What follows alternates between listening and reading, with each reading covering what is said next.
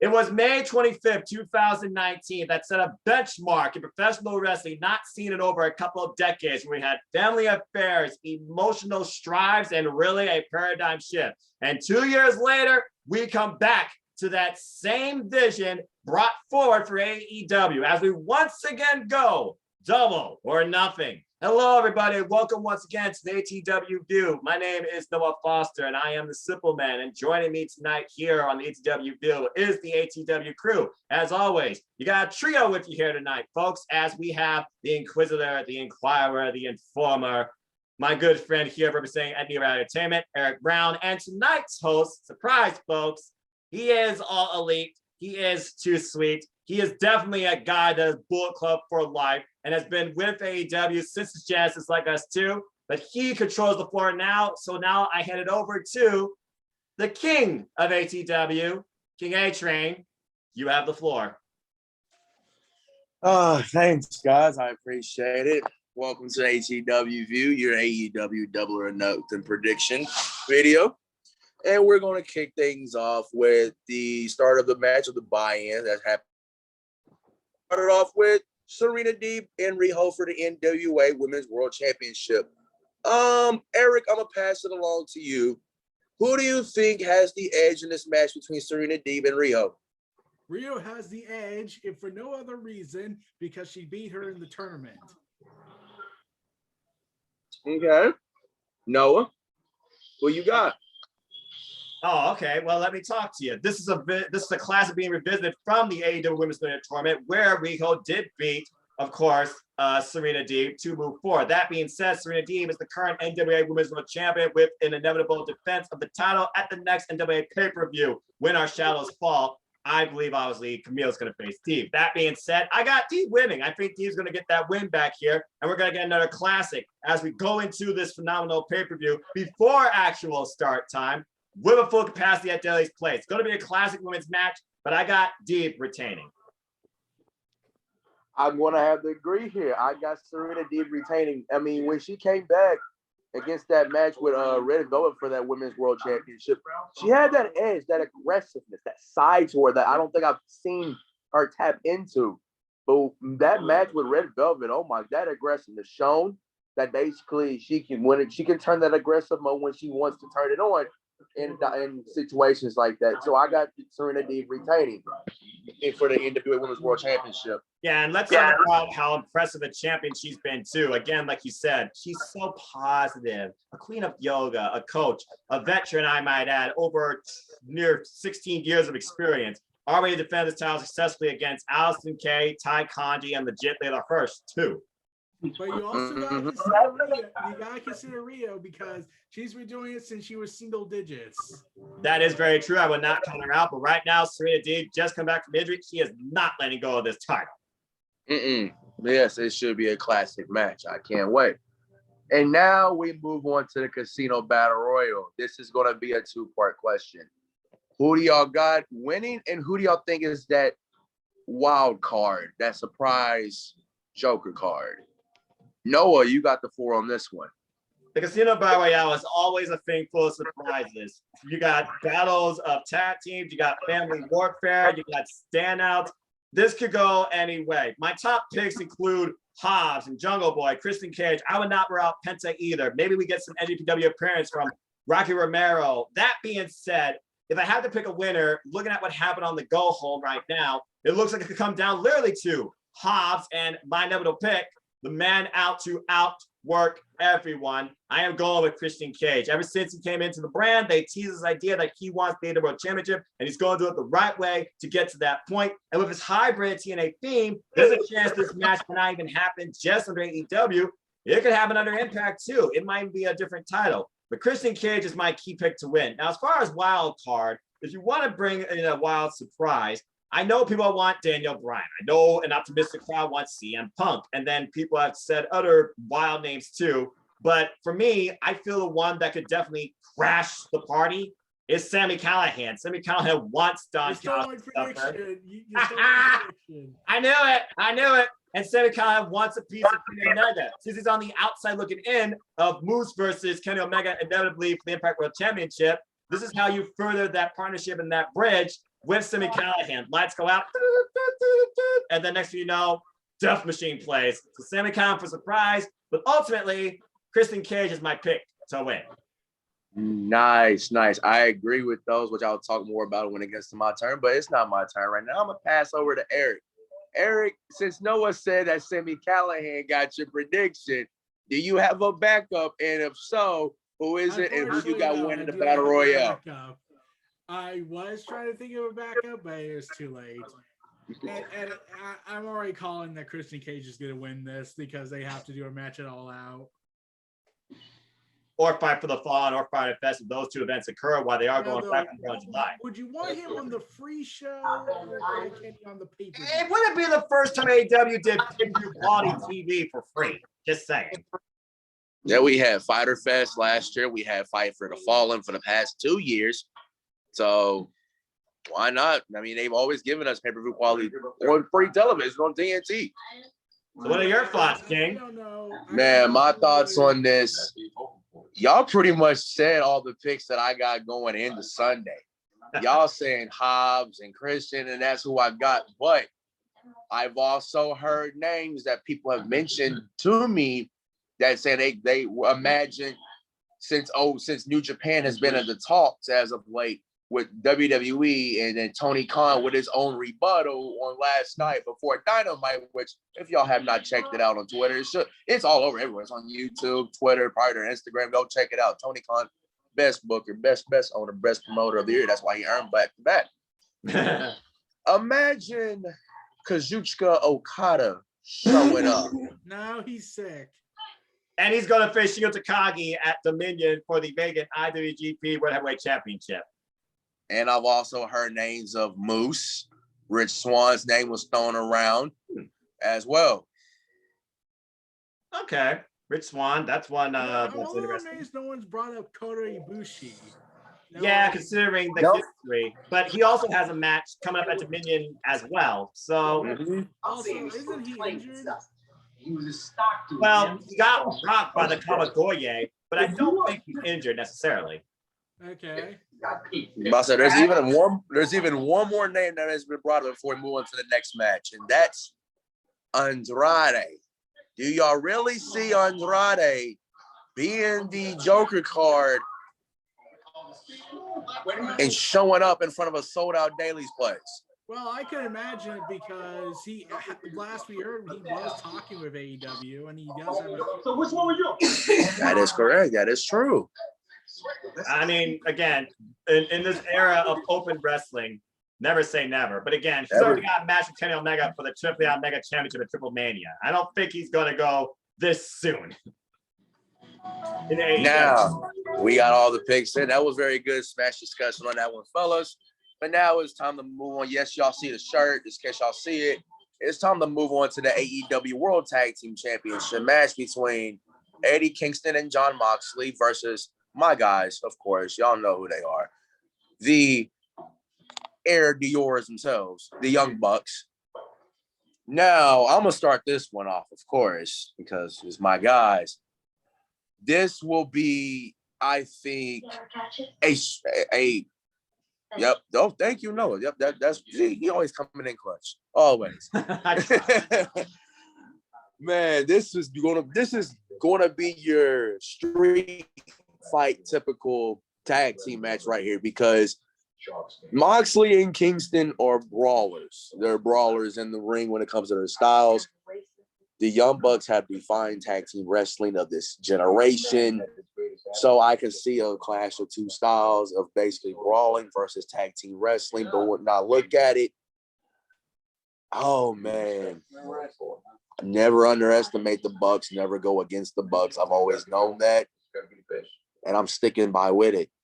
I'm going with the Bucks on this one because yes, Moxley and Kingston work good together, but who I want to see take them tag team titles are either Santana and Ortiz or the Lucha Bros down the road. That's just my opinion. But with that being said, Eric, who do you got and what do you see going into this match between Mox and Kingston versus the Bucks? I do see Mox and King going ahead and taking the titles from the Young Bucks. But there is one positive about this match. This match is the fact that the rubber industry will not be making as much money this time.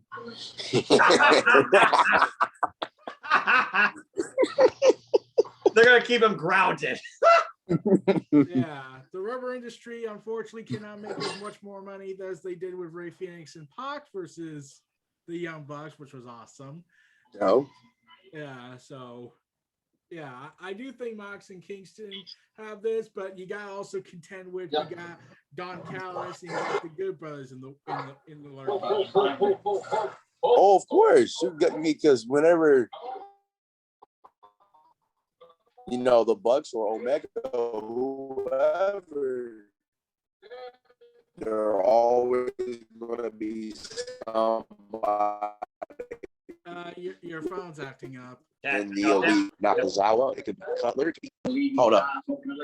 Am I good now? We good now? Yeah. Okay. There's a little bit of background noise. You're all good, and your feedback. Right. He's on the go, folks. He's fine. Technical difficulties.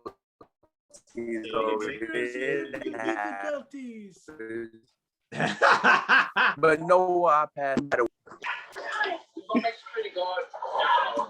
I pass it on to you.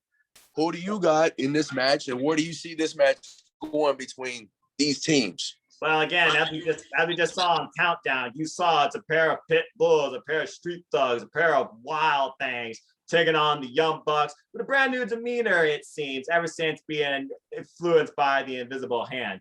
But again, this match has been made personal, not just the attack of their property, but the theft of their intellectual property too, in those Dior Jordans that you shoe freaks know very well. That being said, I look at this match, I look at the tag team division, I look at the rankings, I look at what could be going forward, I look at what could come out of this, whether or not they have Goon Squad or Young Boy with them. I think that Moxley and Kingston are going to dethrone the Young Bucks. If it's not going to be the Lucha Brothers, this is the next logical choice. And unfortunately, with the fact that Ray Phoenix is injured, this is the best restart you can have for the tag team division. Plus, Eddie Kingston, he deserves a championship based on just what he's done in AEW alone. And I think he and Moxley as tag team champs would be a very unique dynamic, especially because we know Jon Moxley is going to take it a little easier, I'm sure, at some point soon, because, of course, he's going to be a father. I have new champs coming out of Double or Nothing in Moxley and Eddie Kingston. It's going to be a hell of a fight. I can only imagine how deep the tag team arsenal that the Bucks are going to dig into to try and stop these two, let alone keep them down. But regardless, Cold Spray even involved. I think the Young Bucks finally met their match in these two. We'll just have to see what happens on that match. I am definitely looking forward to it. There is something. What you got? They could add to. They could, like I said, I was hoping Sami Callihan goes ahead and backs them up on this because the Good Brothers are Impact and Sami Callihan knows them. But I just remember this. There is one more wild card in this match. Who could that one more wild card be? A man who swore to destroy the Elite, Frankie Kazarian. That's right. Because your boys retired SCU. We'll talk about that later. It's all good. I'm all good. Kazarian's got a hit list out on your Elite, the super elite they call themselves. So I definitely would not rule that out too. And that could be the difference maker because we know young boy Brandon Cutler's going to be out by ringside. I have nobody else with a can of Cold Spray. All I gotta say is this before we move on. It is what it is. Love that, I suppose. Fair enough. But anyways, we move on to basically, I think, one of the few matches I have been looking for, even though this card is super stacked, but there's been a few matches that have been on my mind that I want to talk about, that I want to deep dive into. And that's the AEW Women's Championship match between Sheeta and Dr. Britt Baker. D. Don't forget it. This one I'm going to leave to basically, I think, the man who can break this down more than probably me, and I know he will. I'm going to give this one to you, Noah.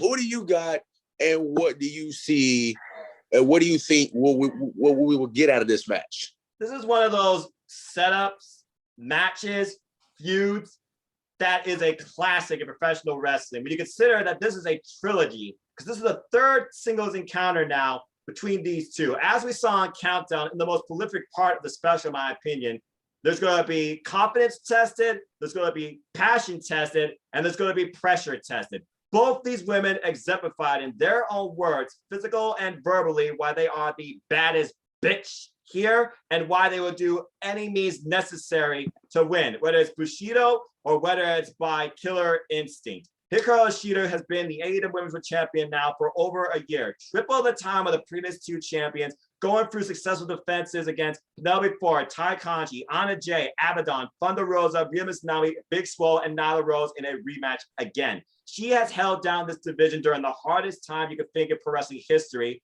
during a pandemic. Britt Baker, first time that these two actually met was back in November 2019 in a simple 10-minute match.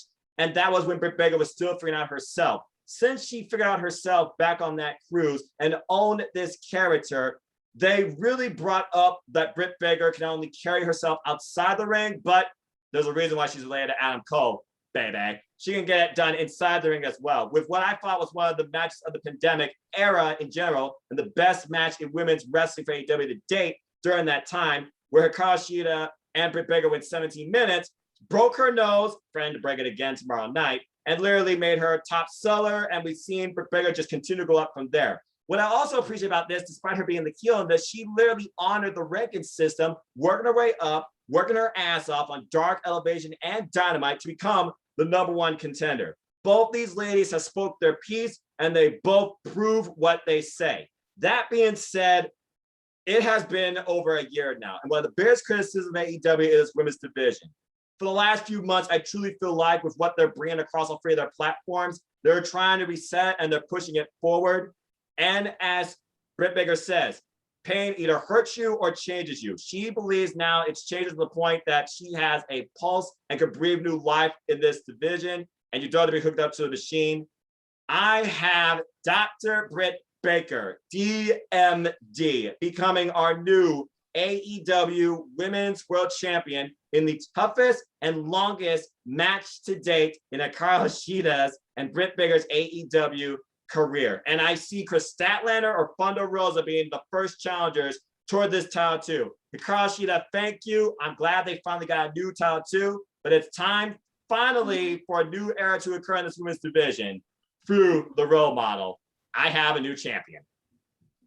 Man, like I said earlier, so I told you guys, no one better. I knew he was going to break it down, story by story. That's why I love this man.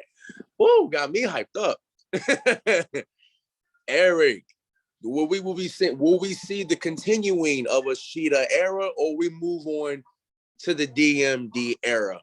Give me your thoughts. We're moving to DMD. It's been long overdue. We thought she was going to win the tournament and then win it at Revolution, only to subvert it and let Nyla Rose win, only to lose that tournament. and then you have to remember, since we've had WWE in our minds for like over 20 years from this point, we always had that assumption, oh, well, if that person loses, that means they go down a little bit down the card, and then the winner gets to get the push. And then nope. Thunder Rosa has disappeared, is fighting in NWA, and Britt Baker rose to the occasion and is trying to basically be the new hardcore legend, which would be kind of awesome. Which I'm still saying they really should have done this as a ladder match, especially for DMD's own ego. Like she climbed the rankings, and this is her climbing on top of her fault. I like that. Fallen victims to be the one that holds the crown. Well, we know Hikaru Shida is going to have a rematch, and I can see it being escalated to that. So I love that idea. Yeah, but I like to also state that Britt Baker finally got her action figure. Let's rejoice on that before she said she would retire. Hikaru Shida also wins in this because she gets to have her wish. She wanted to defend the title in a full crowd.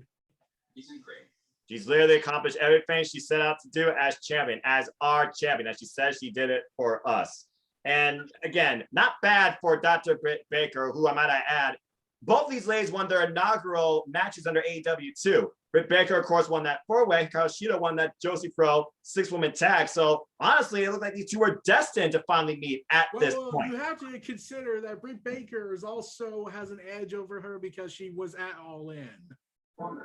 That is very true as well, which of course was the genesis of what became AEW. You definitely have that right. Not bad for somebody who's only been in the business for 5 years. Britt Baker, the sky's the limit. Yep, and I agree with everybody in this. We will see a DMD era. Thank you, Sheeta, for giving us the best year of you as women's world champion. But it's time to move on, and Britt, it's time for you to shine. Also, what did everyone think when she took a shot at Austin 316? Ooh, that was brilliant. Again, this will be the era of DMD. To the point TNT literally said we will rename ourselves if she wins for 24 hours. Yeah. I'm glad you touched on that, Noah, because we're about to talk about TNT. We're going to talk about the TNT championship between, I think, two horses in the ring. And I mean two of the most powerful men in AEW, on the AEW roster. We talk about Miro and Lance Archer. Now, Eric, I'm gonna start off with you on this one. What do you think we will see out of this match between Miro and Lance? And do you see Miro retaining, or do you see Lance becoming the new TNT champion? Because in my opinion, I feel like they booked themselves into a corner, and I feel like I definitely agree with you on that, because Lance Archer's been waiting for this for a year and has gone on to say that that the TNT title is comparable to the world title. Okay, you might have a point there because they don't have a Revolution debacle, right?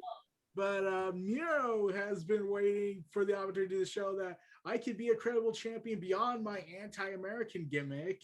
So it's like, oh, we're screwed. What do we do? Do we give Miro the win, but then we want to give Lance Archer the shot, or like, yeah, they would have to think of something to do. But I'm pretty sure Miro's gonna have the shot because AEW loves to have their long title reigns, and plus, it would be such a WWE move if they just, okay, you're gonna have it, and okay, he's gonna give it up after 2 weeks. Yeah. Noah, what do you think, man? Give me your thoughts. This title represents, first off, they really have made this title something to really stand out in this company, where anybody can go after it, anybody can hold it. Kudos to Darby Allin, who held up for nearly 200 days, 9 successful defenses, only losing on number 10. Definitely did, brilliantly proud. And he said he's not going to stop until he has that title again, because that's the only title he cares about. Respect. That being said, you got to remember one thing about the TNT Championship as well. Their title matches only go up to 20 minutes. We've already seen conclusive draws in these title matches as well. It honestly could be the way they protect Lance Archer and Miro as we figure out what is the direction they're trying to do with Lance Archer. He claims this is destiny, and some people believe he should have been the inaugural champion to begin with. And it didn't happen, as Cody won that in a very good match. That being said, though, whether it's draw or somehow game over in a battle that could be literally compared to someone out of a Rampage video game or King of the Monsters, I do have Miro retaining. He just received this title, and this is the most serious Miro that everybody's been waiting for since he showed up in AEW. Now that he's no longer the best man to Kip Sabian, who he literally busted his hand in forgiveness. With that being said, Destiny is going to clash, but if I'm going to put this in video game terms, you got both men with a health bar. I think Miro's going to pull out more combos, and when the clock runs out, the round's going to go to Miro. Miro's retaining one way or another. And I sense this is going to carry Lance in a different way going forward, especially with Sting still on his mind. Agreed. Couldn't have said any better, because this is the Miro we've been looking forward to ever since he stepped foot in AEW. This is what we should have got from the inaugural jump. And instead of waiting this long, but I guess what they say, long-term storytelling at its finest. Also, like I keep saying, Miro requested, oh no, I want to start at the bottom and work my way up instead of being, I'm a WWE guy, therefore we're going to give me the big treatments. There you go. Honorable man. Good man at that. Good man at that. The best man.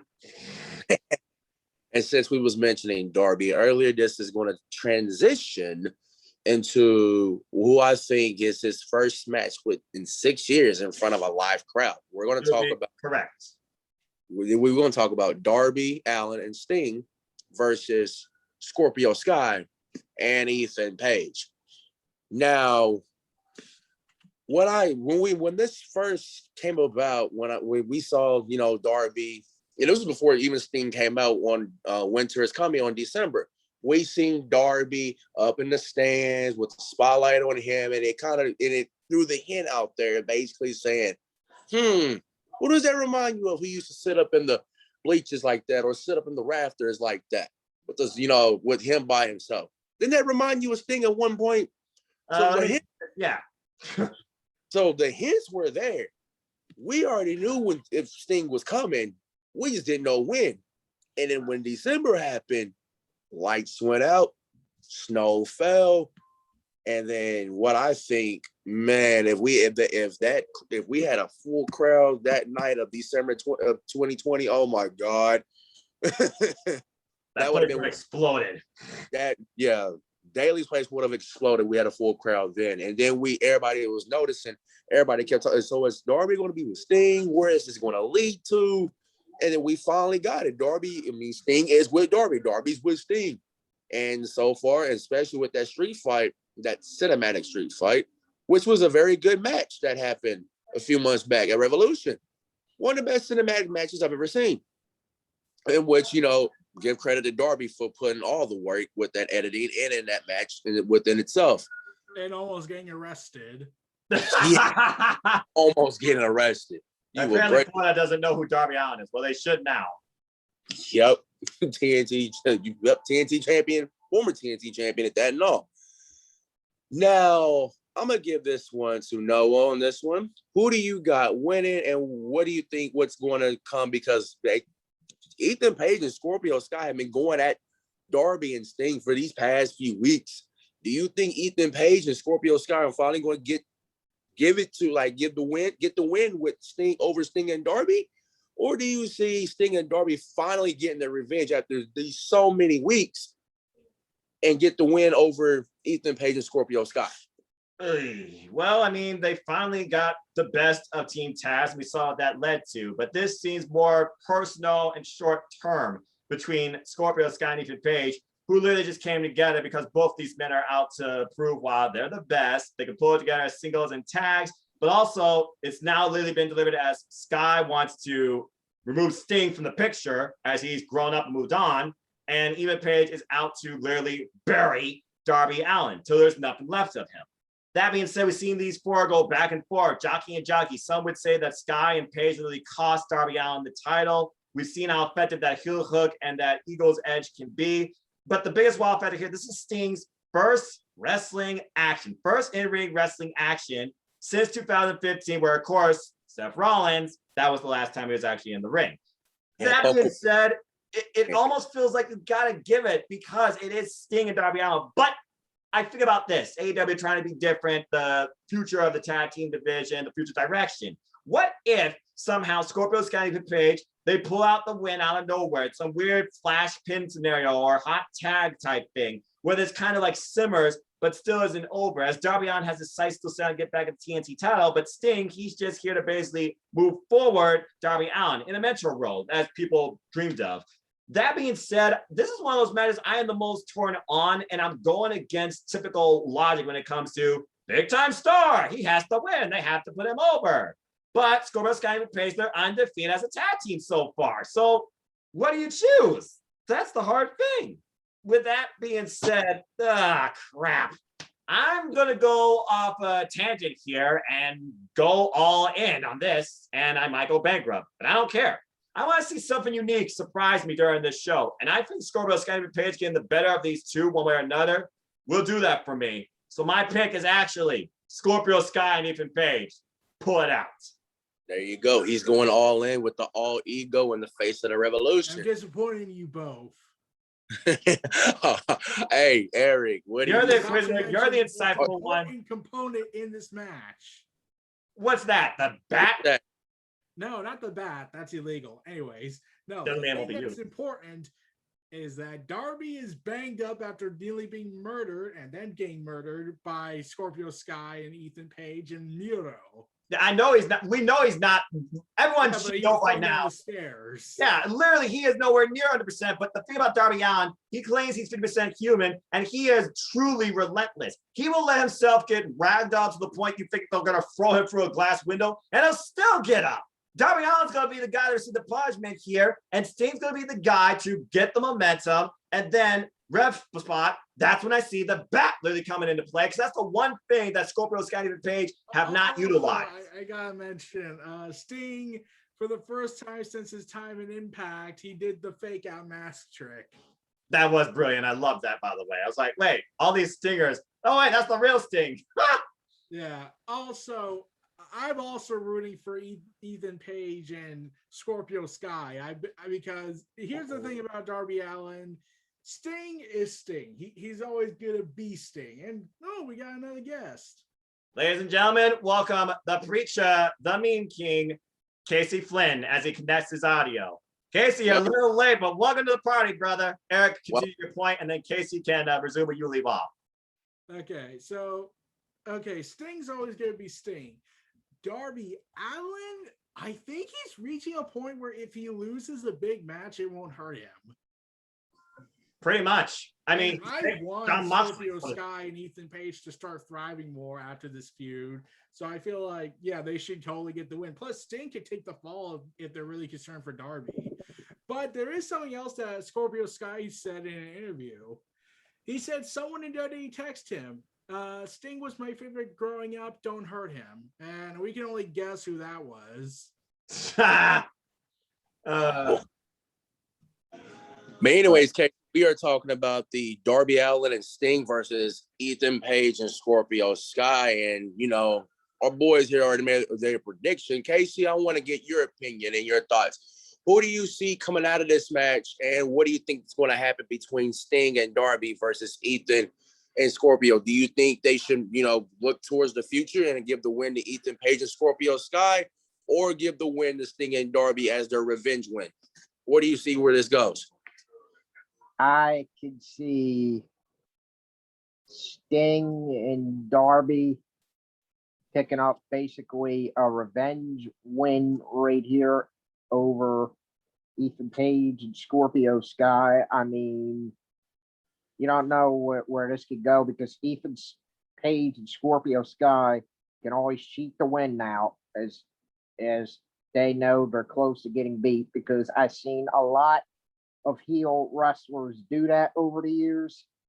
And I mean, the ref's back could be turned, and Scorpio Sky or Ethan Page could grab a weapon or something and knock either one of those out, and therefore they can pick up the win in a heelish type of way. But I see Sting and Darby getting a revenge win right here. But either way, they're expected. They're gonna take it real easy on Sting because he's older and everything. And Darby, it's gonna be a hard hitting match with Darby and either one of them. And Darby, for his size, he can absorb a hard hit.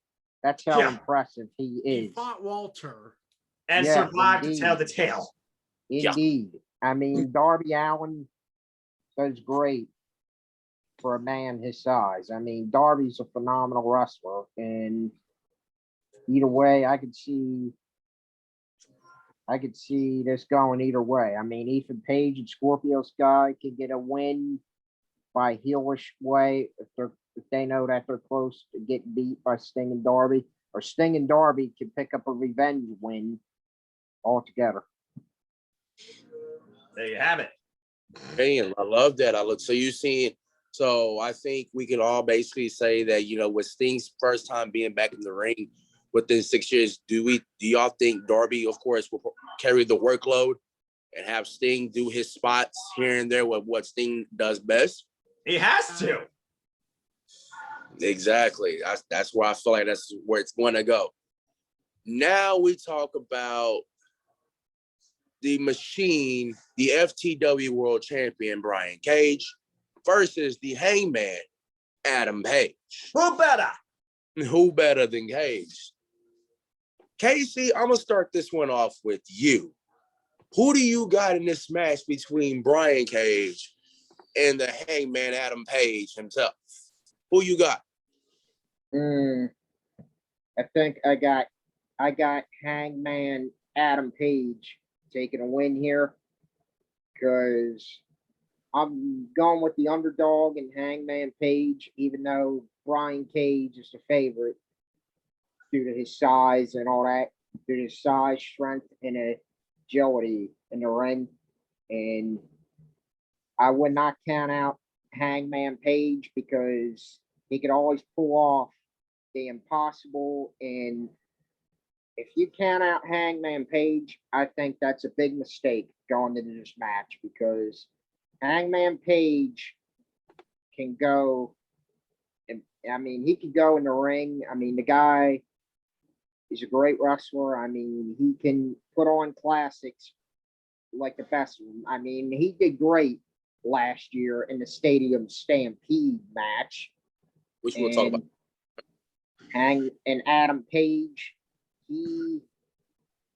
if anybody can give Brian Cage a match, it is definitely Adam Page. Because Adam Page, there's a never say quit attitude in that guy. And it's the Cowboy, he could go all night if he wants to. I mean, and he can frustrate Brian Cage and get him out of his element of thinking. And as soon as Brian Cage gets frustrated and he's not thinking right, Adam Page can use that to his advantage to pick up a win. I like that. Noah, where do you see go with this? Because ain't this the second time that they fought? If my memory serves me correctly, didn't Brian Cage give Hangman his first loss in 2021? You would be correct. So with that being said, do you think Brian has Hangman's number? But also when you look at it, you got to look at Team Taz and who can get involved. Powerhouse Hobbs. I mean, Will Hobbs can get involved. Hook can get involved. Ricky doesn't have to be physical, but he can still get involved in any type of capacity. And also Taz himself. Do you see what Brian Cage having the win and basically say, oh, hey, man, I got your number. I got you twice. Or do you see Hangman bounce back when they had their last match when Dynamite picked up the W and have him move forward in the rankings and basically maybe a certain AEW World Champion looms in the mix? You basically took the long-term storytelling out of my mouth. And that's why I definitely have him and Adam Page going over here. You gotta keep in mind, the last match, there was a pre-match assault by all of Team Taz that led definitely in part towards Brian Cage's victory. That being said, it was called out Friday night. You feel you could beat me? Do it on your own, unless you don't have the balls to do it. Because honestly, if it wasn't for that promo, you gotta wonder if Cage would have assaulted Page last night, and would we even have this match? With that being said, this is going to be a very hard-hitting, aggressive match. Both these men, they bring a power game, they bring a speed game, unlike anything you usually see with this type of clash of styles. That being said, Brian Cage, though, he's got a chip on his shoulder because he also lost to Christian Cage. So I don't know how he's going to feel if he loses to Heyman Adam Page here, and we have that continued rivalry ensuing. It almost makes me wonder if an inevitable tab between Christian Cage and Heyman Adam Page versus Hobbs and Brian Cage is something to come down the line. That being said, just looking at this match, Heyman called out the challenge to face Brian Cage here. It's the Cowboy versus Machine, but it's longer-term storytelling where the Hangman gets his way back up in the rankings. I have Hangman pulling out the win with a buckshot lariat, maybe two, to prove how tough Brian Cage is. And we'll know once for all, who better? But I got the Cowboy winning this fight. Eric. Well, are we going to see a drill claw on Adam Page, or is Brian Cage going to get a buckshot or a dead eye? Who you got? I got Adam Page, but Cage has a shot here because here's the thing everyone has neglected to bring up. You mentioned last year where Hangman was awesome at with the Stadium Stampede, but that was last year. After that, the Young Bucks left him and went to and threw him out of the Elites. He had an alcohol addiction going on. He was having trust issues, and the wounds of what happened within the elite still factor in, because when he was asked when he was the leading guy in the ranking, he ignored it. And then he lost the ranking to Brian Cage all the way down. Now we have a match with OC. And We'll talk about very soon.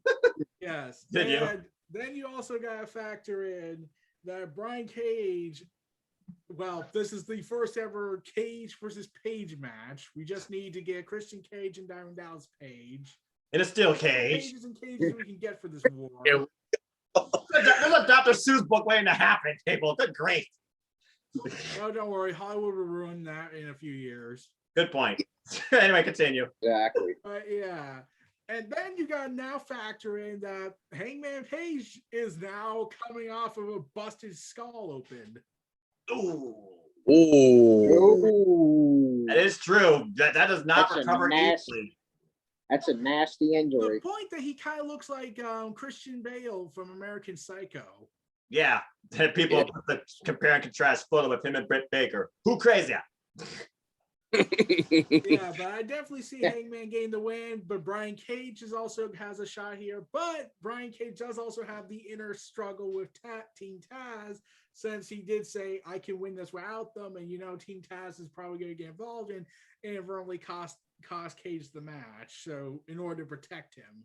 It seems like a longer term thing too with Brian Cage and the Team Taz inevitable split. Ever since he acknowledged Sting, you are the icon. And while that seems to be, just laying to rest, I would still think Taz maybe has some mixed feelings towards what Cage said. Remember what happened to the last group that went ahead and squashed their issues initially, only ended horrible tragedy? Oh.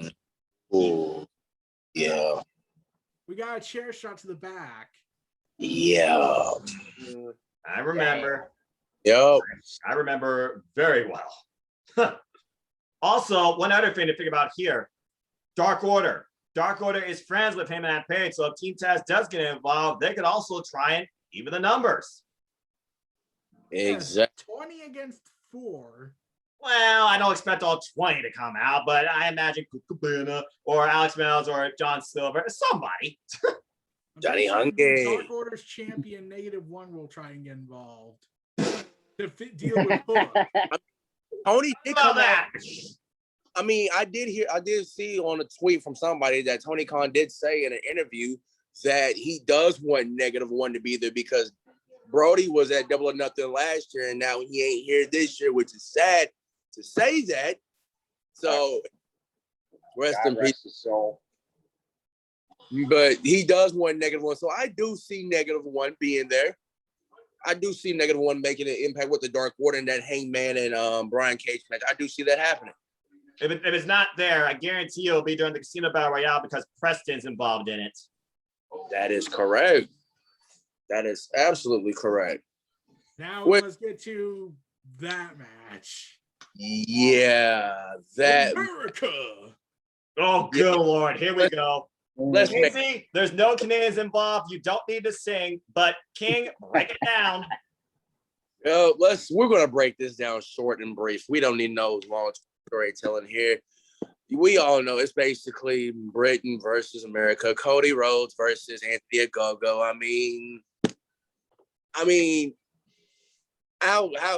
don't know how to break this down, but all I gotta say is this. Anthony Ogogo has to prove to me that he can just be better than a simple one punch to the gut. This is Cody we're talking about here. Cody can bring out a best match out of anybody you put him in the ring with. He can make a best match with the best of them. So Anthony Ogogo has to step up here, and he's got to prove that, in my opinion, he's got to be better than just a boxer. He's got to show me what he can do in the ring and what he cannot do in the ring, as far as wrestling itself goes. Eric, I'm gonna give this one to you. Who do you got in this match between Ogogo and, for one night only, the American Dream, if you will, Cody Rhodes? Nice impression. Also, I gotta bring this up. what the was that promo he cut a few weeks back? I'm still thinking, like, is he early to the whole I'm going into politics after wrestling game? Like, considering what happened this year, I won't say it, but you all know what I'm talking about in January. But like, not everyone kind of has that patriotism right now, especially after the commission thing was declined. Yeah, let's not dive into that. But anyways, continue. Yeah, so I think Anthony Ogogo is going to win this but there is something I do think. Since Cody likes to bleed American blood. Yeah, he does. I am going to guess, since Cody has more resiliency and experience, but he is getting up there in age in his eyes, and he can't contend for the title anymore. I think he might take more than one gut punch to the liver. You think so? And it might force a TKO. Oh, so we're gonna go with you. So you think we're gonna go like boxing style here, and then basically that one multiple gut punch or however many he's gonna throw it is gonna basically end up with a Cody being TKO. Yes. I like that. I actually like that. You know, something, we haven't seen in wrestling before, a little TKO.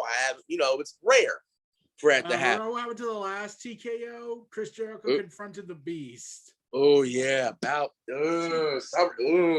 That was messy. That was downright messy. Wait, there was another TKO, except that one was stupid and ruins the gimmick match forever. Yeah. Which one was that? Which one? I'm trying to. That was like after when Chris Jericho confronted Brock Lesnar backstage. No, not that one. No, not that one. Not that one. There's a different one. I'm trying It involves a sledgehammer and a clown hammer. You know which one. Triple H involved in that sledgehammer. Really? It's not Triple H and Brock Lesnar steel cage. You're stopping me, bro. You're still. Can you give us what it was? Because I think Fiend and Seth Rollins. Right. Oh, I was trying to make it easier on you guys. The red crate of hate. The night of infamy. Well, moving on. That night does not exist. Back to AEW. Back to this. Back on a good point. Also, would this be a bad time to tell you all that someone actually thinks that's a masterpiece? Yeah, some people are delusional. Anyways, people are out there. Okay, but moving on. Noah, who do you got between this, battle of countries here between Cody and Anthony Ogogo? Well, first off, Anthony Ogogo sounds just as American as anybody else. He loves cheesecake and he loves going home and doing it with his wife. That's America, in my opinion. That being said, the Canada versus the American Dream. Right, we saw a countdown, okay? Anthony Ogogo needs to really prove to us that he's not just a boxer, but he actually can be a wrestler. Because he's not going up against a boxer, he's going up against a pro wrestler. Cody says go do whatever it takes, even if this is a weight he has to bear himself that he chooses to bear as he was trying to step out from underneath his father's shadow, which is why he became American Nightmare in the first place. Something telling me in this battle of Nightmare Family, Nightmare Factory, yes, Cody is going to be pushed further with, I think, more than one punch to the gut. Yes, I do believe that this match will be longer, as Anthony Ogogo has only had a combined 3 minutes of total in-ring time in AEW. And in my research, he's only had one other previous wrestling match back in jolly old England, and it was a tag match. So he really needs to prove something to me here, and that's what this is about. Cody is going to test this governor. But inevitably, as we look at the battle of Family vs. Factory, I have Cody winning because, again, I do believe a bigger picture is Cody and Dustin reuniting as a tag team against some form of the factory, whether it's QT and Camarado or Anthony Ogogo and Camarado. This thing's far from over between these two, but something in me just feels like that Cody right now in a battle, it feels like not only just families, but national pride, and somehow does feel personal with the fact he is about to be a father too. I have Cody somehow pulling it out. It could be as simple as a wrestling roll-up. We've seen it done before. I like that. I like how you touched up on the Cody and Dustin reunited. I would love to see the Brotherhood together again in AEW. I love to see that. But Casey, who do you got? Ogogo or Cody? Who you got? All right. Who I got in this one? my gut tells me if Cody Rhodes might pull this out here, because you never count out Cody Rhodes, and he's got a lot of heart. I mean, just like Dusty Rhodes had a lot of heart back in the day. And Cody Rhodes might win while he's busted open, and he might have that never give up attitude, but my part of my mind tells me that Anthony Ogogo will probably win, just so he could get heel heat. I mean, Cody Rhodes putting over a heel, and Anthony Ogogo is certainly that heel type of wrestler that could generate heat from a crowd. And Anthony Gogo, I mean, he certainly could be another good heel in AEW. He's capable of doing that. And I say, I mean, even though I said Cody Rhodes might win, but I would never look past QT and the Factory, because they could always get involved and have the ref distracted, and Anthony Ogogo could probably pick up one of those flag poles and hit Cody Rhodes with it. And then Cody Rhodes is like depth and real out of it. Then Anthony Ogogo could hit his finisher. 1, 2, 3. Crowd boos real loud. Anthony gets a lot of heel heat, and Cody puts over Anthony right there, because Cody, I mean, he's getting up there in age and all. I mean, you know, he's not going to be doing this a long time. I mean, if he does it a long time and his heart's still in it, then props to him. But I have a feeling he might put over Anthony Ogogo. Even though I'm saying Cody might win, but my other mind tells me he could put over Anthony at the same time. Yeah, I see where you're coming from, because, you know, Cody can put over a lot of people, and also he also can do it for himself. And also, you know, with that type of heel heat, I don't think we've ever seen, well, except for, you know, Roman, of course, but that's another topic. Also, you gotta remember, Cody's probably gonna lose either way. If he beats Anthony Ogogo, he's the wrestling devil. If he loses to Anthony Ogogo, he's a failure of an American. Yeah, so either way you look at it, got a point. Got a good point.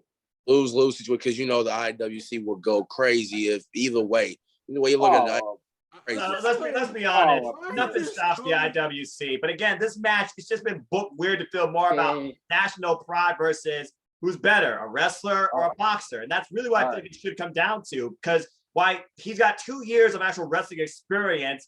Cody's got 15 years. All right. When you look at this, though, the IWC, they're always going to have an opinion or something to say. I mean, you can't change nobody's opinion and all that. Like, Roman is the case study to end all case studies, but it's like Cody's the hate that he will give Cody is like, what did Cody do? Did he kick a puppy and everyone's just condemning him for something? Like, I know he annoyed people early on in AEW, but like, that was 2019. And it's not like he's the champion. It's not like the company literally is about him. He puts people forward. Exactly right. He restricted himself from the world title for good, and he keeps saying he'll never do it. He's literally keeping a promise, where promises in wrestling is about as real as paper can survive a rock falling through it. I mean, Cody Rhodes does not want the AEW World Championship, and I could respect that.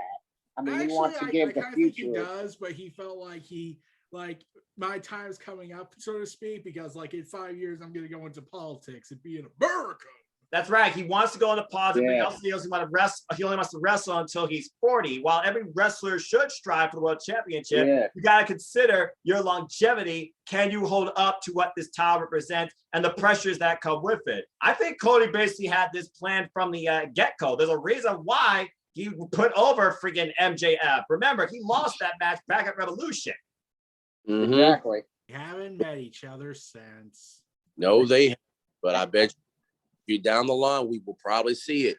Yeah, Down the one line. day we'll see Cody and MJF clash again in some weird tournament by gum. But honestly, I think it's safe to say maybe not, because again, to this point, they have not really tried to retcon anything. That is one of my favorite feuds of AEW. Cody Rhodes and MJF. Oh yeah. MJF. I mean, don't get me wrong now. I mean, the guy, we already know he's the top number one heel in AEW. Probably the the best guy- actual in wrestling. Because the dude can play a prick to perfection when you get down to it. Yeah. Here's the best way to And- describe it. He is basically, hey, what if we gave Miz a dirty mouth for TV? Except he can actually wrestle. Miz can't. Yeah. This can't. Miz does not come That and close to bleed a lot. MJF when you get That and down bleed to a it. I lot. mean, Yeah. MJF, when you get down to it, he can talk shit during build-ups to certain pay-per-view matches, but I got to give him this. He backs it up real good. He backs it up. Do you That's what remember I give him. last year, Double or Nothing, that singles match between him and Jungle Boy? Still to this day, one of the best talked about matches. Oh, I remember that match. Oh, that was MJF is fucking great That is- wrestler when you get down. the rated match that no one has ever talked about. Ever since that match happened, in my opinion. I think that match is underrated and deserves to be more talked about. And I would love to see that match revisited again someday. But with that being said, you still got 2 matches left, King. Yep. And since we on this MJF talk, we transition into the stadium stampede. Oh Lord. Yeah. Put up the graphic. The main match of the night. Start. You got it, bro. Start talking as of right now. Let's talk about this. Let's break it down to the best of our abilities here. This is between two factions who can't stand each other since MJF deep down started his own group while he was in the inner circle. MJF had this plan all along to start a new faction in AEW. With that being said, it's just between the inner circle and the pinnacle. This is part 2 of what we're going to leave off at Blood and Guts, in which I think was a damn classic Blood and Guts match. But yet they want to say, oh, it set the business back 30 years. No, it did, but we're not even going to talk about that But part. then we did zombies, so we know what's up. Stay tuned, folks, for Open Mic Night 2, where this and more will be covered. Continue, We King. already did cover an open mic night. I know, Yeah. but I'm sure we'll revisit a topic in a different way because wrestling always has something to talk about. Exactly. So Got you back, The- Creative. two factions cannot stand each other. They hate each other's guts. They will basically kill each other until one faction is that last faction standing between the both of them. But remember, gentlemen, if the inner circle loses, they break up forever. With that being said, no, I'm gonna hand this one off to you. Did we see on Friday night as a group the last time we saw the inner circle together? Or do the inner circle still reign supreme and get their win from Blood and Guts over the Pinnacle at Stadium Stampede 2? Well, this is Jericho's invention, and he lost the first one, which is why MJF went back to this. As MJF has been trying to take the Jericho spot, to which point I think Jericho is truly trying to give MJF, as Jericho's been putting over talent in AEW since day one. Case in point, the Inner Circle. This has been the first group outside the Elite, the foundation of this company in a world of factions since the inauguration of AEW Dynamite. For the last 2 years, this company has given us timeless classic matches, hilarious moments, standout segments galore, and we literally seen MJF take it apart from the inside out to the point he's recreated the 4 Horsemen in his own way with one of the very minds from it. I still refer to them as the AEW version of the Dangerous Alliance. Thank you. That's what I was hoping you would say because I was about to say that. All we're missing is a giant phone. That being said, this is going to not be a normal match. This is going to be a match unlike any other. And as Tony Khan alluded to on AEW Unrestricted, there will be live elements involved in here. And we kind of got a teaser of how that's going to work as we saw the Inner Circle go straight from the ring, literally leave that arena and go to the football field, only to be taken out. Now, you would think based on wrestling logic that you would know from another company, oh, okay, they got buried, they're going to win. I would not rule that out because AEW loves surprises, loves to do things differently. And this is obviously going to close the show. It's the biggest moment you could have. That It's being the last said, match of the cinematic era. yeah, that too. Don't remind me. That being said, looking at this match, I'm thinking about every possible way that this could go. And the only way I see this moving forward for both is if the Pinnacle is the one on top. We know that Jericho's time, as you alluded to for wrestling, his time's got to be coming soon. The guy's over 50 years old. He's done absolutely everything he could to raise this brand, as MJF alluded to in promos against him, and everybody involved in it as well. MJF is literally the future, whether people like it or not. And you got the likes of FTR and Shawn Spears and Wardlow falling up in this too. Pound Bravo could be more involved in the tag team division as standouts going forward. Jake Hager could go after the TNT title and mix it up with his MMA type stuff. And in my opinion, Sammy Guevara is a future AEW World Champion just waiting to happen. Jericho said even himself, if he finishes out a career in AEW, he'd be fine with that. He just do commentary and he'd be fine with that. That being said, right now, everything in me says that it's time to really see what this new era Tony Khan's alluded to of AEW is going to lead to, starting with the first group breakup in the Inner Circle. Somehow, some way, I have the Pinnacle going over, because when you're in the Pinnacle, you're always on top. Casey, this one's on to you. You were saying MJF is a top heel in AEW, and I agree with you 100%. And do you really think he took Jericho's spot, and you think that match will solidify it, or do you see Jericho claiming his top spot back from MJF, and you see the Inner Circle still together by the end of the night? All right. This could go either way. I mean, with the Inner Circle and the Pinnacle. But even though I got the Inner Circle winning, because you know how factions one lose to another one. I mean, in the first match, I mean, the Inner Circle could get their revenge win back from Blood and Guts. And Chris Jericho, I mean, the guy may be getting older in age and approaching 50-something years old. I mean, there's a lot of people counting Jericho out, but I mean, that's a big mistake. Never count Chris Jericho out, because he's been around the game a long time. And Jericho could surprise a lot of people, and the Inner Circle could surprise a lot of people by winning here over the Pinnacle. But I say Pinnacle could pick up. I mean, the Pinnacle could always pull off Shocker and all this, because I see a lot of, I mean, you know, how one faction gets the upper hand on the other that night, and whatever a certain faction is standing tall that night on AEW Dynamite, how the Pinnacle stood tall that night.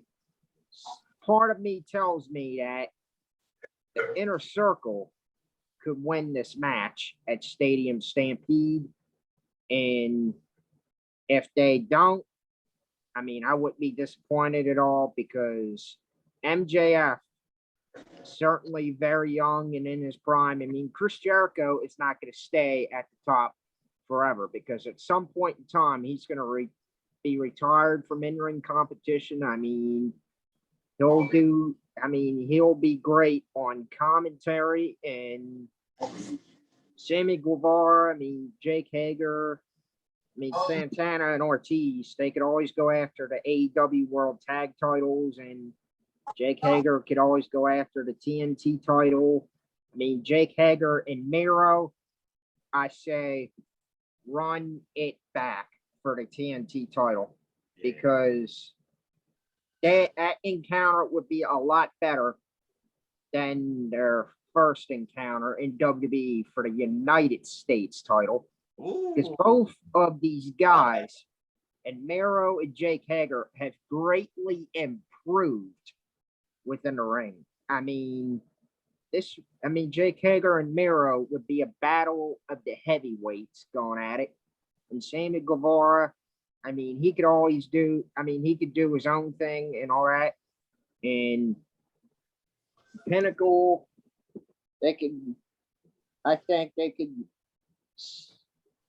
be the predecessor to the Inner Circle, because Inner Circle dominated a lot during their heel run and all this. But I wouldn't be stunned if the Pinnacle won now. But I'd be stunned if the Inner Circle won, because I don't expect the Inner Circle to win, because Chris Jericho might put over MJF as the next top heel in AEW, but I'd be very surprised if the Inner Circle wins, because like MJF, he has a motto: I'm better than you and you know it. And the Pinnacle, you all will be on top. I mean, they have a motto of all that. And Tully Blanchard reminds me, I'm not comparing Tully to Bobby Heenan, but Bobby Heenan had a saying, like, if you listen to me, you go to the top. If you don't, you're never heard from again. And Tully, in either way, I see. I mean, if the Inner Circle, I can see the Inner Circle pulling off an upset win, even though a lot of people wouldn't expect them to win. But the Pinnacle is the favorites heading into this Stadium Stampede match. That I can tell you. Inner Circle are the underdogs. Everyone's rooting for the Inner Circle, so we'll have to wait and see. But you also got to keep in mind two other things before it speaks. Jericho's got a Fozzy tour coming up. Jericho's coming in this with only one arm at 100%.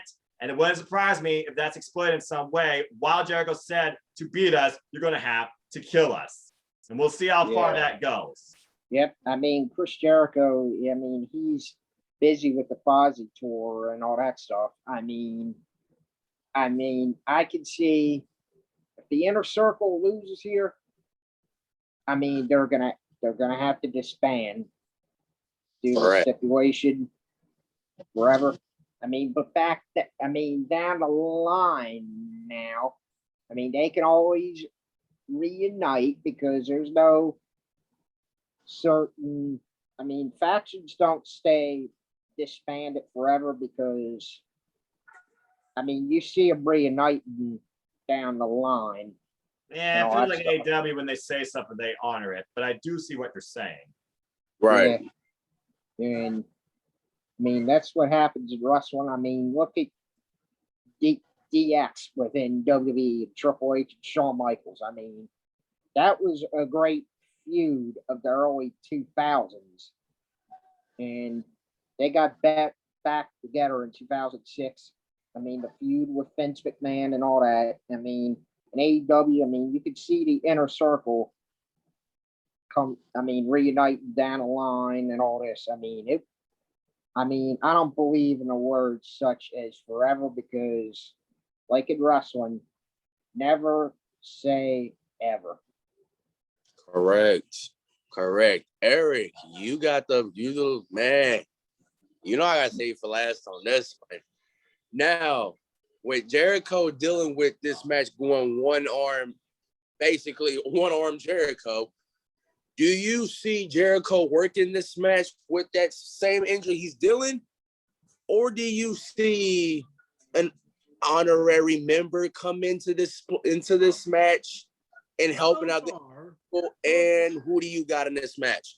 Well, so far, I'm still thinking Pinnacle's going to win, because everyone seems to forget this. The Pinnacle is actually 2-0 against the Inner Circle. You forgot. MJF beat Jericho clean. Right. True. Yes. So MJF has the psychological edge, along with screaming with blood over his face.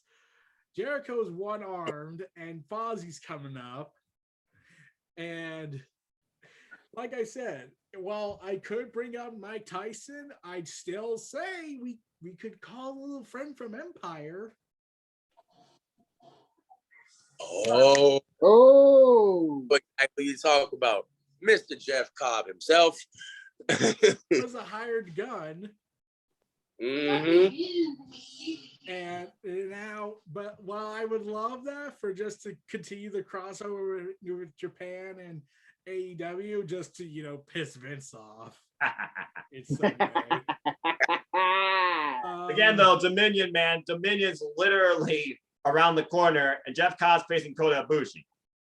Yeah, so I don't think that's going to happen unless they want to forego any protocols. Right. Which still in a pandemic. Still living through a pandemic.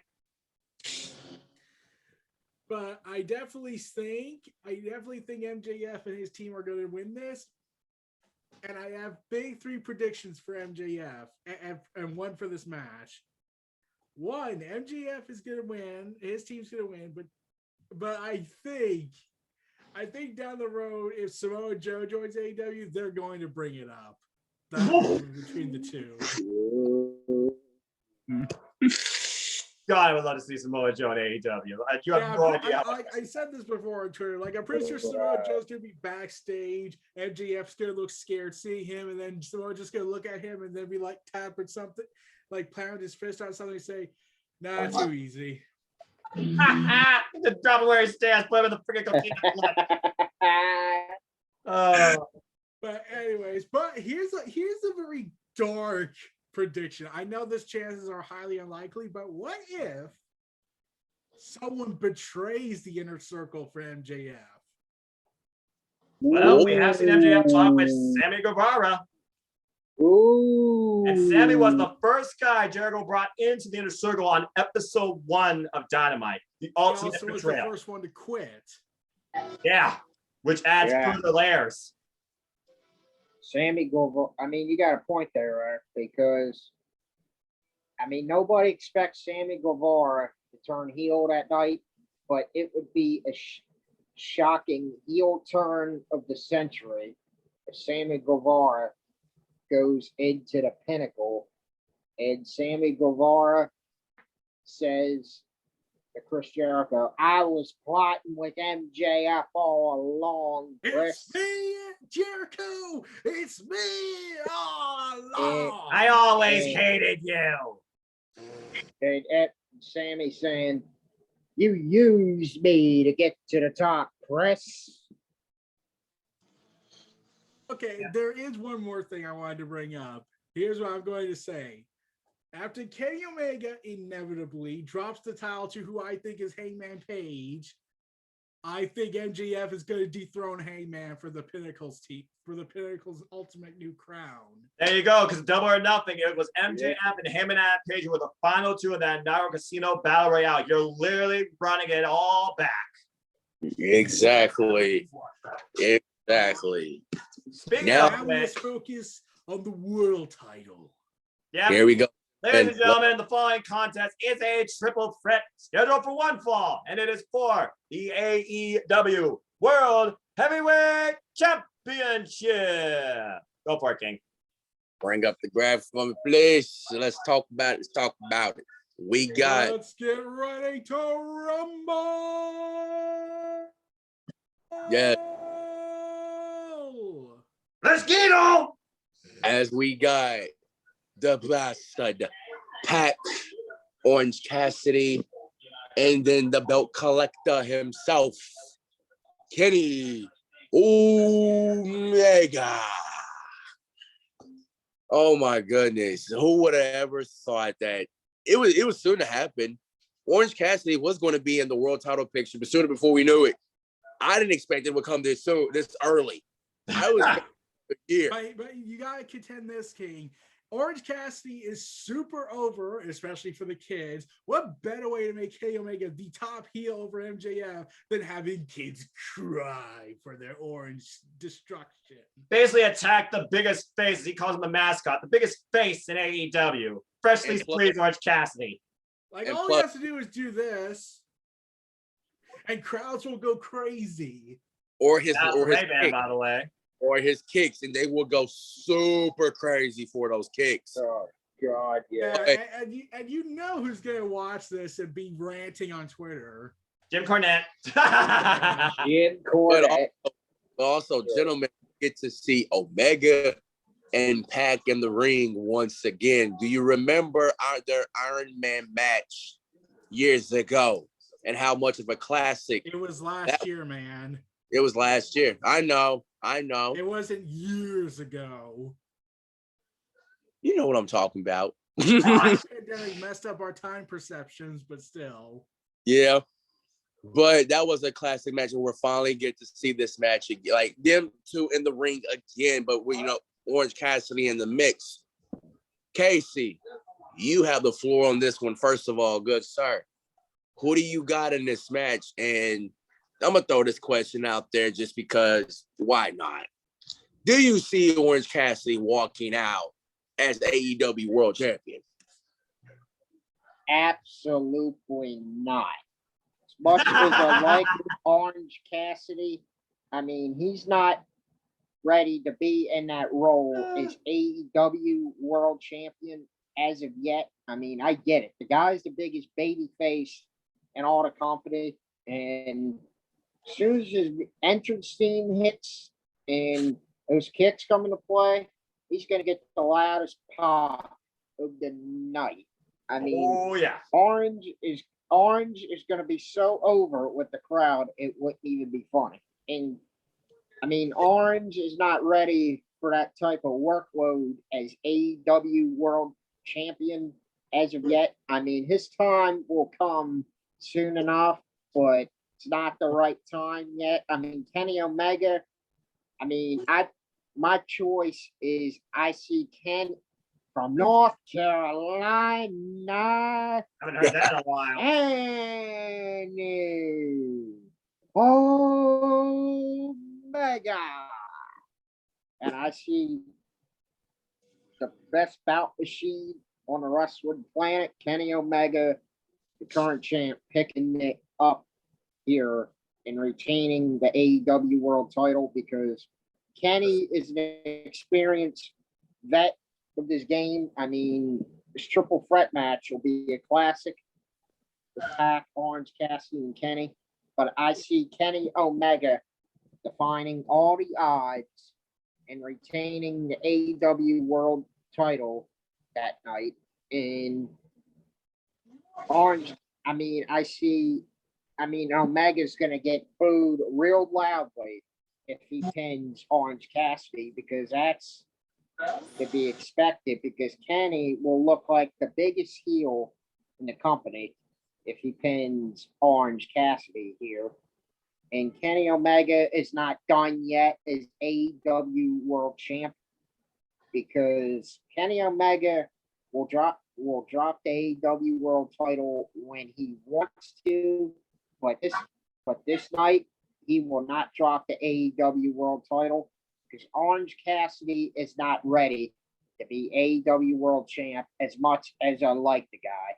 I mean, he will be ready to be AEW World Champ down the line, Orange Cassidy. But if Orange Cassidy wins, anti-Orange Cassidy fans are going to be like, the wrong man won and all this stuff. And what I have to say is... Cornette will cry. Yeah. Oh, my God. If Orange Cassidy wins that night, I hope somebody rubs it in the Jim Cornette so bad. I mean, this will be Cornette. This will be the death note for Jim Cornette. It will be the ultimate death note. Oh my God. Jim's voice. Like his throat will be sore so bad, and expect him to drink his favorite soda, Sprite, because when he drinks that Sprite, that's ultimate ammo to get him going on a rant. Oh, I thought he you were will go on a rant that night if Orange Cassidy wins. Oh, That's to be I just expected. realized. But I Jim expect Cornette Kenny actually made a Omega to video win. throwing away all the oranges in his house and the garbage. Yes, that's what I was thinking. He attacks no. oranges. He destroys oranges. But Casey, we're going off a tangent here. Eric, I Sure. pass it to you. What is your So bottom line, Casey believes Kenny Omega's gonna win. And for people that may have lost track, because people are like, yes, let Jim Cornette lose his head. But bottom line, Casey is picking Kenny Omega, folks. go? Eric, what are your expectations going to this triple threat match? Do we see a new champ between either Pac or Cassidy? Or do you see the belt collector still retaining? Da da da da da da da da da da da da da. It's going. Kenny's still champ. He has to recall all roads will eventually lead to him and Hangman crossing once more. I like. He has to go through freshly squeezed and the bastard. Mm-hmm. But you've all neglected something here. I haven't said anything, so put it on them. Yeah, This is put it on a it. triple threat match. Yep. No disqualifications. Mm-hmm. Good brothers. Death Triangle.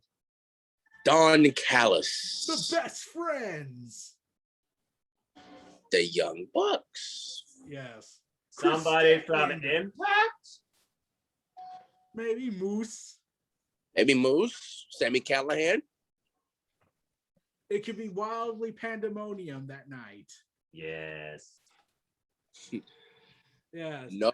And the idea of Orange Cassidy being world champ, well, it would be awesome to see, and just to see Jim Cornette lose his mind and go on the most biggest rant ever since probably inspiring that night for his name being called.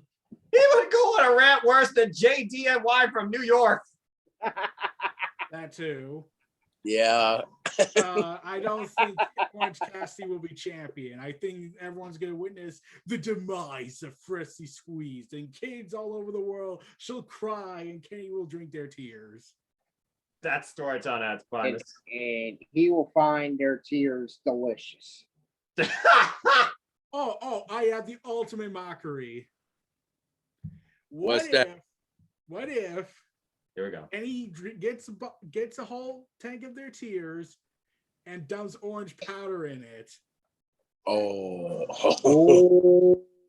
That would be the biggest heel move ever.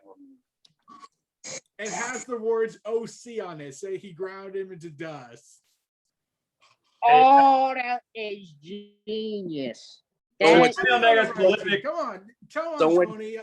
You guys have my email in your servers, I think. So run that by Tony. Kenny, Don, someone DM him on Twitter. Give him that idea. Prolific storytelling at its Yeah. finest for Kenny Omega, the Yes. ultimate anime supervillain. Yeah. Run that to Don Callis and Kenny Omega. They would absolutely like that idea. Man, that was perfect. Perfect That story. is genius. That Eric. is genius. I mean, And Kenny Omega and Don Callis. I mean, one of us has to message them about that idea. Well, I'm sure somebody will, if not already. And Noah, you got the best of the last part of it. Will we see a new champ, or is Omega still going to retain while he looks forward to a new championship added to his collection? Kenny Omega right now is the most prolific, open-minded, productive wrestler in the wrestling business today, holding down 4 titles of cost-free companies. There's no way in hell Kenny Omega's losing. You don't look at this match for the outcome. You look at it for the story. Again, this is AEW's first triple threat match, and it's for their championship. We're going to see how this stands out versus all the other triple threats from another company. And we're also going to see how they really carry this forward, which really is becoming a feud among three families: Death Triangle, the Elite, and now the Best Friends. You saw Chris Statlander stare daggers in Kenny Omega's eyes. I would not mess with that alien. That being said, Kenny Omega's going into this as champion, but he already has fallen to the Boston Pac. And this is the first time that Kenny Omega is going to clash with freshly squeezed Orange Cassidy in a match people wanted that they never knew could happen. Pac, however, owes singles victories over both of these men.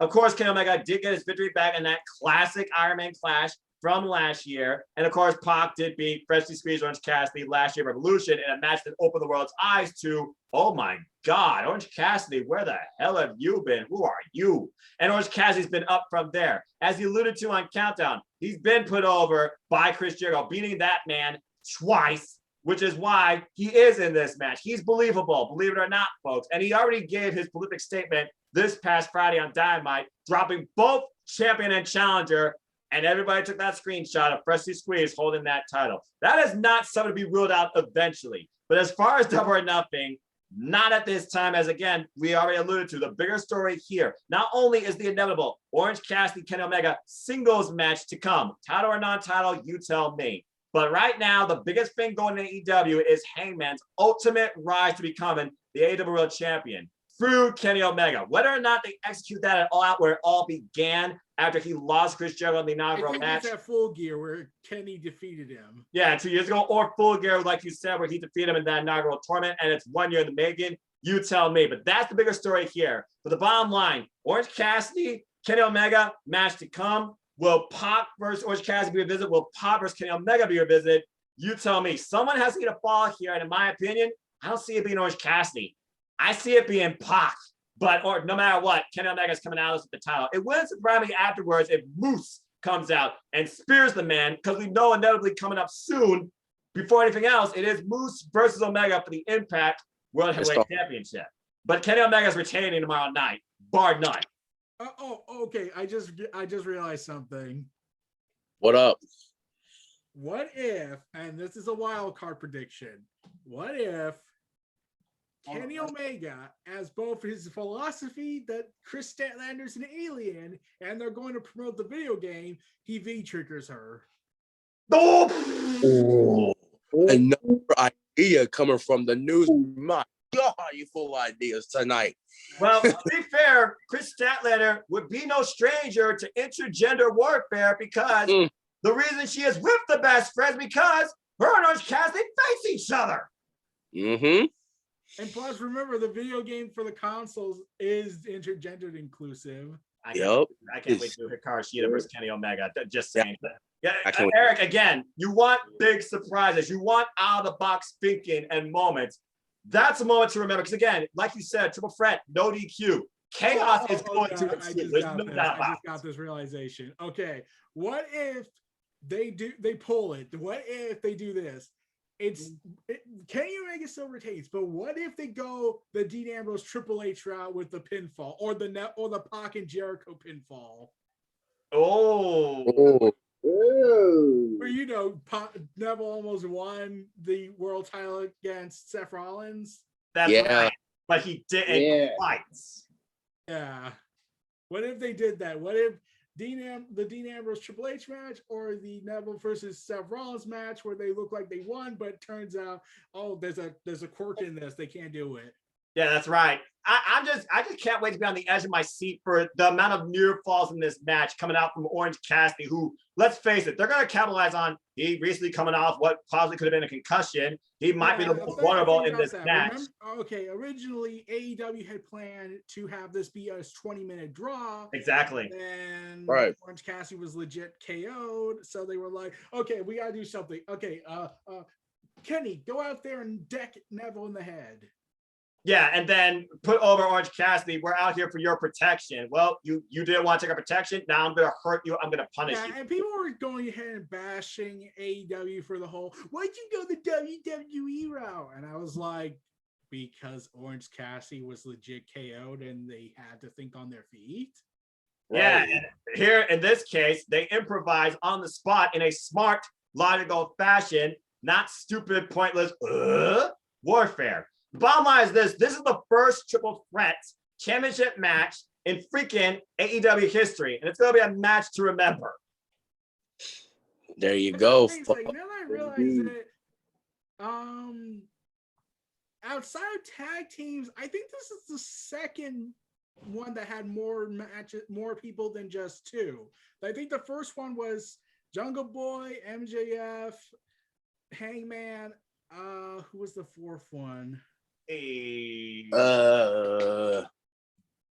Was it Jimmy Havoc? Yeah, Jimmy Havoc. Yeah. He got fired. Yeah, I hope he gets better. But yeah, and that was also at another pay-per-view. It wasn't a pay-per-view. It was one of those free specials too. But I know which match you're talking about. Yeah, 4-way. Yeah, when did they do that? I think this is like the second time they did a multi-man match, singles match.